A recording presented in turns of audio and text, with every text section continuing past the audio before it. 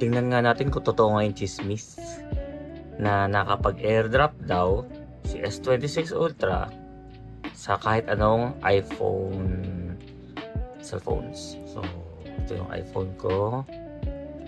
Anak na natin. Ito yung S26 Ultra. Unlock. Then, try natin kaya mag-send tayo from S26 Ultra sa iPhone. So, try natin.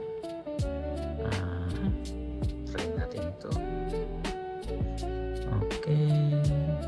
Say share. Quick share. Okay. Then, sa iPhone daw ay airdrop. Then, switch to everyone. Yun, tumabas. Makoy. So, tap.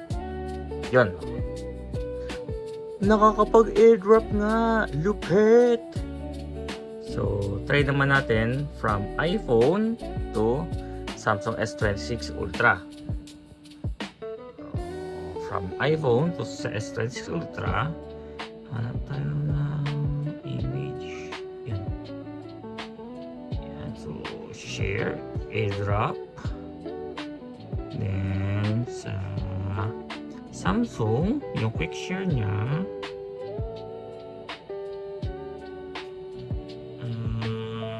lagyan natin sa paano yan? Quick share.